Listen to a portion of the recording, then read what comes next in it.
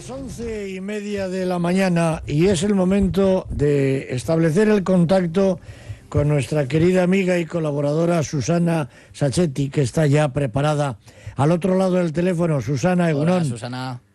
Egunon, buenos días, Koldo, Iñaki, buenos días. Buenos días. Bueno, con muchas cosas que queremos hablar contigo, como siempre, pero sobre todo no puede ser de otra forma. En estos momentos tenemos que hablar de el confinamiento, porque ya conocen nuestros oyentes como tú eres analista bioenergético, eres además la autora de esta nueva emisión que ya llevamos 20 y tantos capítulos de Escuela de Padres y Madres Conscientes, que emitimos todos los domingos, pero ahora queremos hablar contigo, pues eso, de emociones. ¿Será este confinamiento más perjudicial que beneficioso para nuestro estado de ánimo y nuestro equilibrio emocional, Susana? Bueno, vamos a respirar hondo. Vale. Lo aconsejo a todo el mundo y lo pongo en juego constantemente. Estamos, Koldo, frente a una muy grave situación de trauma social. Lo que estamos viviendo es el efecto del tremendo estrés que produce en todo nuestro organismo el shock traumático. Y por dos principales razones. Tú has nombrado una, el confinamiento. La otra es el miedo. Pero miedos atroces. Los miedos, ¿sabes? Los miedos más fuertes que experimentamos los seres humanos son el miedo a morir y el miedo a la locura. Aquí estamos poniendo en juego el miedo a morir, el miedo a matar, por contagiar sin señales de estar enfermo, el miedo a la culpa, el miedo al otro que se ha transformado en un enemigo, y por otro lado el confinamiento, que ¿a qué nos lleva? Nos lleva al aislamiento, a la parálisis de la vida, nos priva del contacto afectivo indispensable para mantener el equilibrio emocional más básico, privación del contacto con la naturaleza, todo indispensable para nuestro sistema inmunológico. Y entre el miedo y el confinamiento estamos entrando en la pérdida del trabajo, el hambre, la dependencia, la desesperación de mucha gente, la pérdida del proyecto de vida, del presente y del proyecto de vida, y la pérdida de la salud mental y física. Caramba, en juego, es muy grave. ¿Qué cantidad de frentes has abierto? Muchos. Y los sufrimos o padecemos, mejor dicho, 24 horas al día. Sí. Exactamente. Y sin ver cuál va a ser la salida de todo esto.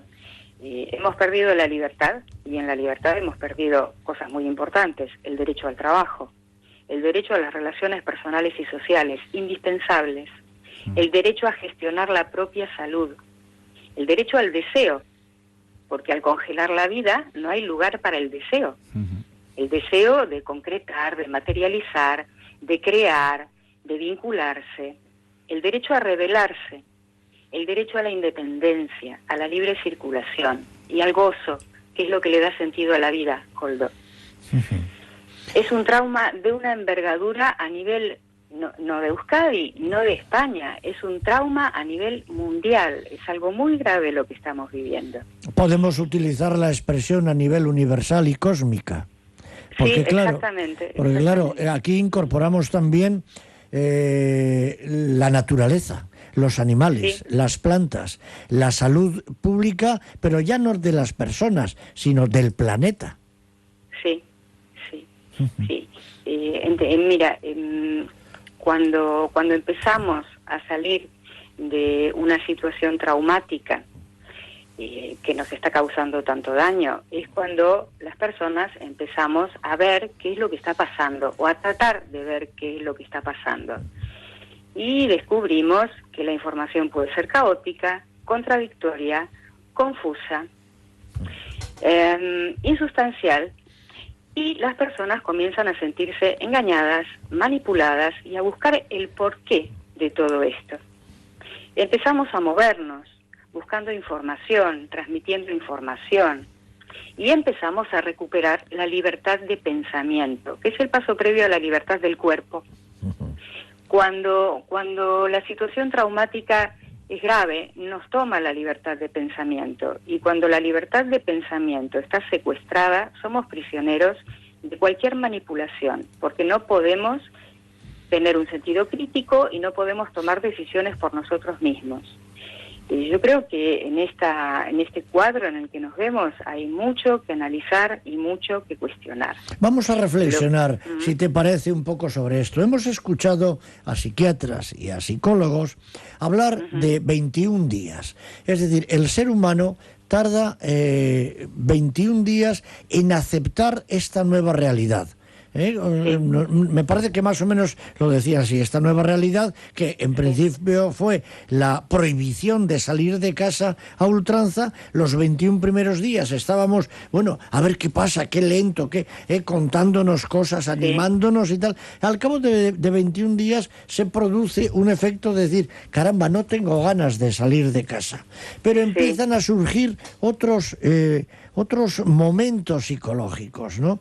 Y a mí me ha llamado poderosamente la atención una de las cosas que has dicho sobre la que no habíamos caído, pese a que en este espacio contigo, hablando además en muchas ocasiones, hemos hablado sobre el miedo y tener miedo al miedo y el efecto del miedo. Pero tú has dicho una cosa, miedo a morir, miedo a matar, miedo a volvernos locos, miedo al futuro.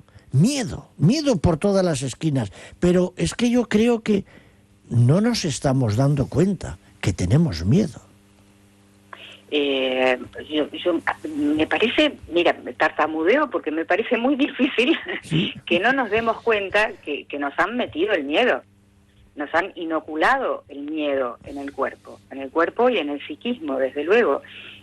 Hay una razón tremenda por la cual hemos aceptado ser confinados, y es los miedos que he nombrado, ¿no? El miedo de morir, el miedo de poner en riesgo la vida de tu familia y la vida del otro, del vecino, del que camina por la calle, porque nos han hecho convivir con el sentimiento de que podemos estar infectados, podemos tener el virus y no lo sabemos, y hay que esperar. Al principio decían 15 días, luego decían 20, luego han llegado hasta el mes. Entonces es la perpetuación de un estado de pánico terrible y de tener que asumir la responsabilidad de que tú puedes matar al otro. Claro.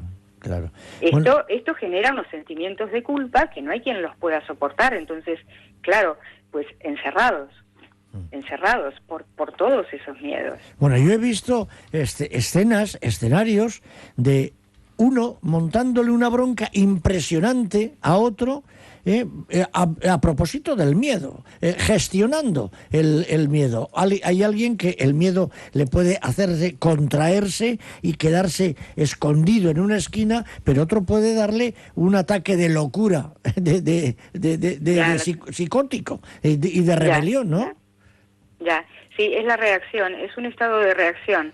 Ante el miedo, pues hay personas que reaccionan desde la rabia, es cuando viene el primo del Zumosol, yo siempre digo, a protegerte, y reaccionas desde la rabia atacando, porque estás desesperado de miedo, estás tan tremendamente contraído que se produce una reacción. Esto depende del carácter de cada uno, porque hay gente que sufre el miedo y se queda pues paralizado, y hay gente que sufre el miedo y reacciona desde la rabia. Entonces aparecen las policías de balcón, que se ha estado diciendo, ¿no? Sí, cada uno desde donde está, cada uno desde el carácter que tiene, desde la realidad que tiene, porque fíjate que cuando la gente ve, y esto es real, ha creado una situación dramática, que pierde su trabajo, que pierde la fuente de vida, y dice, ¿y ahora qué va a ser de mí? ¿Qué va a ser de mi familia? Claro.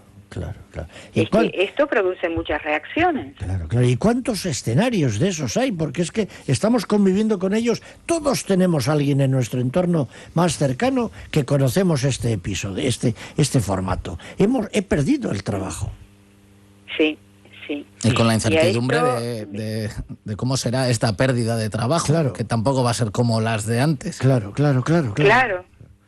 Sí, porque la humanidad nunca se ha visto en una situación así.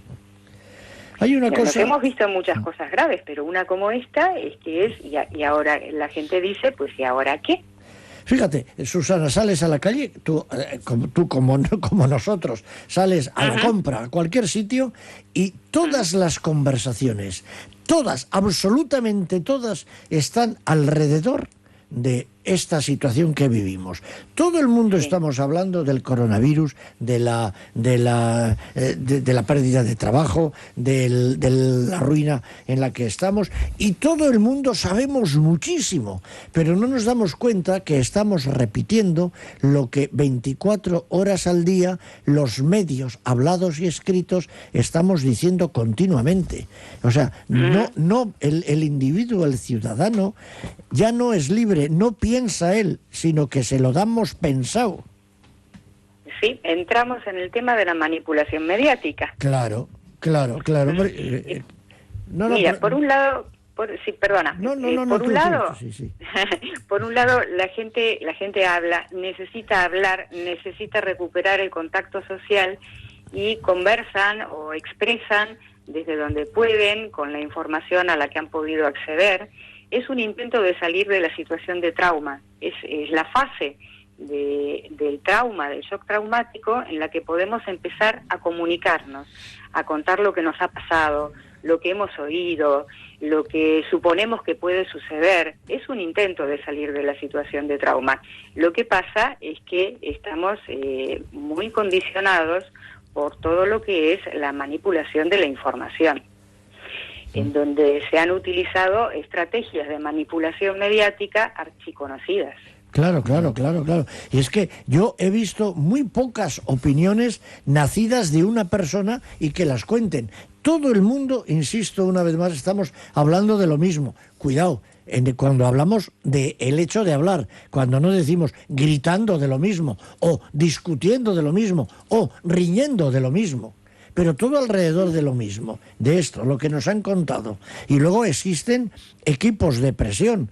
Yo estoy a favor de este que tiene más razón que el otro y discutimos sobre estas cosas. Esto es un disparate donde estamos, ¿no? Sí, nos vemos en una situación tan loca que vamos a ser testigos de tremendos disparates. Mientras tanto, es muy interesante que nos centremos en cosas muy importantes. Antes te decía, ¿no? Hay mucho que cuestionar. Tenemos un sistema sanitario que ha sido deteriorado a lo largo de los años, de décadas de abandono, falta de atención en la salud mental, en la salud física. Yo te digo que estamos evaluando toda la gente que trabajamos en el ámbito psicológico, se esperan depresiones muy severas, podemos encontrarnos frente a suicidios, abuso de drogas, las de la industria farmacéutica y las otras, alcoholismo, angustia incapacitante, ataques de ansiedad, de pánico.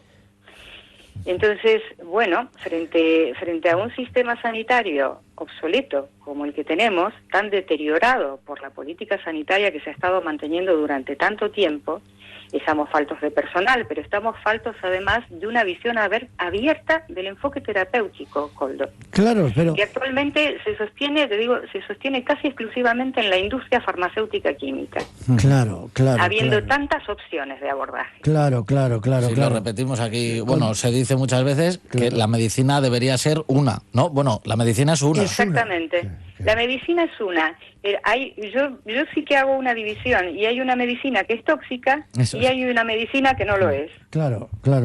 Nosotros abogamos, estamos apuntados ya a esto que se llama la medicina integrativa, que es el hecho de abordar y de considerar al ser humano como un individuo universal, cósmico, que a la gente no le gusta mucho que yo diga pero llevamos viendo como poquito a poco, paulatinamente, nos han ido haciendo leyes o escenarios en los que vemos como a los profesionales de cualquier rama de la salud o la medicina no se les da debate, no se les da réplica respecto a algunas terapéuticas o algunos temas, ¿no? Al igual que la ley Mordaza se hizo. Entonces creo que ahora es como... Toda esta pandemia, ¿no? Es donde ya es el compendio de todos esos pequeños puntitos que nos han hecho. Claro. Y que, claro, si lo analizas así con perspectiva, ¿no? Vale, pues igual lo puedes llevar un poco mejor, digamos, pero claro, o sea, no puedes opinar, no puedes pensar, entonces claro, a nada que tuvieras ya esa predisposición, se te va a ir deteriorando también. Ahí te pedimos ayuda. ¿Qué podemos hacer, Susana? Cuestionar, sin parar. No tragar nada que no hayamos sido capaces de digerir desde nuestro propio sentido crítico. Informarnos. Buscar la manera de acceder a información que cuestione las decisiones que toman las instituciones. Mira, tenemos muy mala memoria. Hace poco recordaba historia de una institución de tanto peso en el mundo como es la OMS, la Organización Mundial de la Salud. Años 50, te voy a situar, nos vamos bastante atrás en la historia, pero hay mucha información a lo largo de toda la historia de la OMS. En los años 50, la OMS declaró una alerta sanitaria porque dijo que sus estudios los habían llevado a concluir en que la areola del pezón de las mujeres contenía bacterias y virus que ponían en serio peligro la salud de sus bebés y que no había que amamantar. La Nestlé, que es una de las principales empresas que subvenciona la actividad de la OMS, se forró vendiendo leche en polvo. Claro. Entonces hay mucho que sacar a la luz. No podemos ser ingenuos. Los seres humanos somos esencialmente emocionales. Hay que seres recordar, emocionales que razonan. Tenemos que razonar. Permíteme que meta un paréntesis en lo que tú has dicho. Hay que recordar que posiblemente, no lo tengo delante de mí, Nestlé es una de los grandes capitales que está financiando a la Organización Mundial de la Salud. Lo ha dicho. Sí. Claro. Esa es, sí. Claro. Sí, Entonces, claro. Y grandes farmacéuticas. Sí. Y la asociación filantrópica de Melinda y Bill Gates. Sí, en efecto. Entonces, hay mucho que sacar a la luz. Entonces, es información que no nos ofrecen, ¿sabes? Claro. No es una información que nos ofrezcan abiertamente. Como no nos ofrecen información tampoco acerca de cómo ha llegado este virus a mutar. Claro. ¿Cómo es que ha llegado a la población? Como no se investigan tantísimas cosas. El otro día veía que en el 2018, en el mundo, murieron 800.000 niños de neumonía. Menores de 5 años. ¿Por qué? ¿Se investigan estas cosas? O otro elemento importante, ¿no? Se nos dice día a día en el año 18 cuántos niños, eran 2.200, a razón de 2.200 niños al día muriendo. Se nos pasaban esa información, ¿no? Porque no era interesante, no cumplía una función. Entonces, ¿cuál es la función de la información que hoy en día se nos mete por activa y por pasiva para que estemos asustados y seamos obedientes?